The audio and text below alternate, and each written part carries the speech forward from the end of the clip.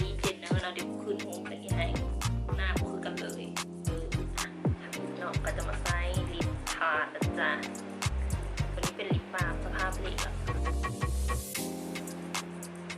ลงเบสนะจ๊ะผิวสวยมอร์ฟีนะจ๊ะใส่สีบัวอีกแล้ววันนี้ก็จะบ่มีเวลามาเซฟนะ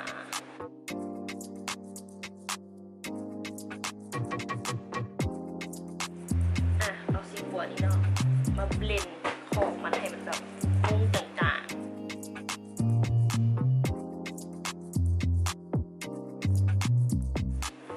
ใส่แป้งเนาะใส่แบบฟ้าเราก็จะมาลงคุชชั่นตัวนี้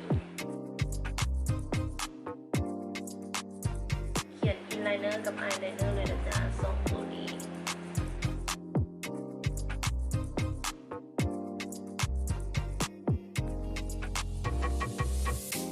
ด้วยความเป้าเนาะกี้ก็ลืมกดถ่ายกันเลยแบบตัดขอบอย่างนี้น้อยนึงแล้วก็ซิมาไซตัวนี้เนาะไฮเปอร์กลอสของ Maybelline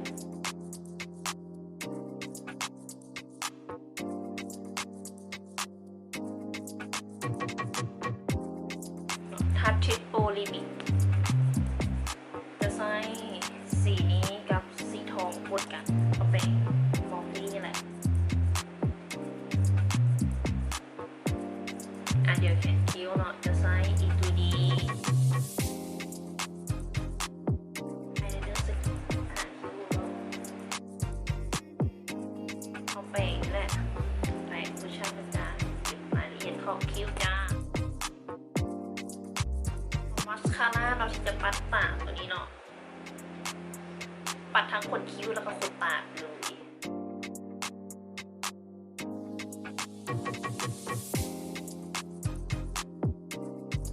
ติดขนตานะจ๊ะ Star Eyelash ที่ 3.2 ไปติดขนตาลุมมานำเนาะของ Star Eyelash คือกันเป็นทั้งรูปเบอร์ 008 วันนี้ก็จะมาคอนทัวร์หน้าเนาะจะใช้เป็นเนื้อครีมตัวนี้เนาะในการคอนทัวร์แล้วก็คอลเลกคือเก่า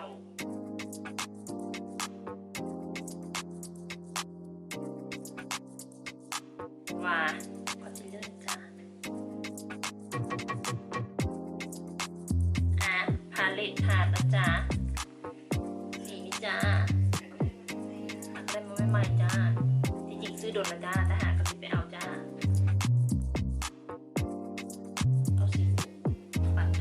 เบาๆไคลี่เจนเนอร์ด้วยนี่นะลิปนะจ๊ะจะใช้ฮูดาบิวตี้เดอะบาล์มซื้อสีมันอย่างว่าคงกดจืดเลยสีใส่ทั้งรูมเอาแองดูไคลี่จะบ่ได้ใส่กับมาอีหาไคลี่จากอันเลยเอาตัวนี้เนาะสีทูสีทาอีกหน่อยนึงเพราะรู้สึกว่าสีมันอ่อนโผล่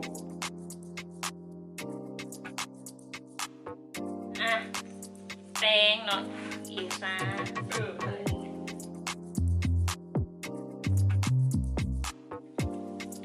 สีสเปรย์นะจ๊ะออไลเตอร์ใส่สีนี้แซนดี้ชีคไฮไลท์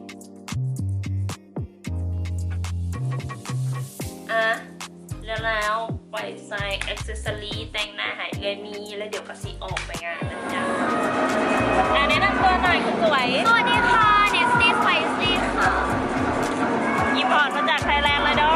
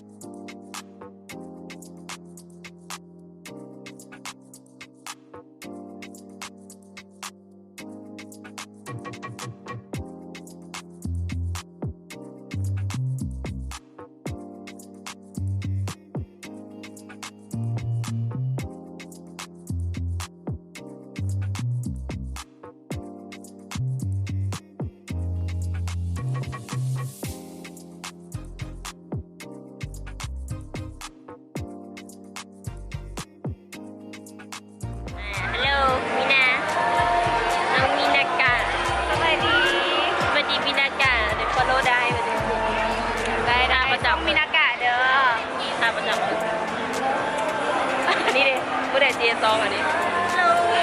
มือใดเจซอง ถ้าเมื่อไหร่จะงอม บ่ได้ซองอ่ะ มื้อดีงอมแล้ว จ้าเชอรี่เอาตอนนี้คอดอกไปก่อน เนี่ยคนที่ ด น อ อก น ดอกโปรเจกต์ไปก่อน ท่านปัดทิมท่านปัดทิมมาก ได้มีนาตัดให้ได้มี โอ นา เคให้มีนาตัดให้โอเค ตัวเองกับบอลอนนะน้องดองมาหลายมือ กระดอกเราก็ถ่ายบล็อกไปค่ะ เราก็ ส ถ่าย กินนี้บราวน์ค่ะ มี 8 เฉดสีแมททุกสีผม ถ้าใครอยู่เมืองไทยนะคะ ก็มีวางขายเลยนะคะ ที่เซเว่นอีเลฟเว่นเบอร์ 2 พารากา99 บาท กันน้ำกันเหงื่อกันแดดกันทุกอย่างกันทุกอย่าง และสีผมพี่ใช้ได้ไหมคะ ใช้ได้ค่ะ อ่า คือมี8 เฉดสีใช่ไหมคะ ก็เหมือนถ้าคนแบบอมเขียวอมเทาผมอะนะคะ ก็สามารถใช้สีเบอร์ 7 เบอร์ 8 ได้ ขายเก่ง ขายที่ลำนะคะถ้าอยู่ที่ลาวนะคะ ก็สามารถซื้อได้ที่คำบัตช็อปทุกสาขาค่ะ ออนไลน์ก็มีนะคะ ออนไลน์ก็มีนะคะคำบัตลาว นี่คนยิ้มภูมิใจ แล้วก็ถ้าใครอยากได้ส่วนลดอะไรอีกก็ช้อปปี้ลาซาด้าอย่างนี้ก็มีนะคะ ก็มีทุกที่นะคะ ทุกที่อะ สกินนี่บราวน์แบบสีแมททุกสีผมราคา99 บาทค่ะถูกมากใช้ดีบอกเราค่ะ ตัวต่อไปนะคะแล้วก็ยังไม่จบนะคะตัวนี้ค่ะเป็น Magic Dolly Fake Two Way Cake Powder นะคะ ตัวนี้อยากจะบอกว่าเนตี้เคยไลฟ์สดแล้วอยากจะบอกว่ามันดีมากมันดีมา เปิด ก ให้ดูดิ นี่นะคะก็คือเพิ่งทำเลยมาด้วยก็คือสวยเลย นี่นะคะก็คือสีฉ่ำนะคะ ดูจากสภาพกระจกก็รู้นะว่า รู้เลยว่าใช้ ใช้ จ จ ริ ริ ง ง นี่ก็คือพอตบปุ๊บเนียนปั๊บกันแดดปุ๊บทุกอย่างใช่ค่ะ แต่ยากนิดนึงเนอะเรียกสั้นๆว่าแป้งเลย อ่ะแป้งอะไรนะคะ แป้งม่วงนะคะ ก็มีเป็นเพลชโชเป็นพิซซ่าจ้า come on go ดี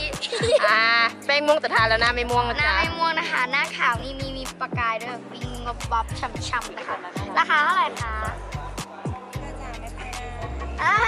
ก็จะไม่ค่อยได้ แต่ถ้าซื้อเยอะเขาก็มีส่วนลดค่ะ ใช่จ้ะก็มีวางขายเหมือนกันที่เซเว่นแต่เป็นตลาดเล็กเนาะที่เซเว่นนะคะอุ๊ยเก่งจังเลย สคริปต์ไม่ต้องมีหรอกเนาะ ค่ะก็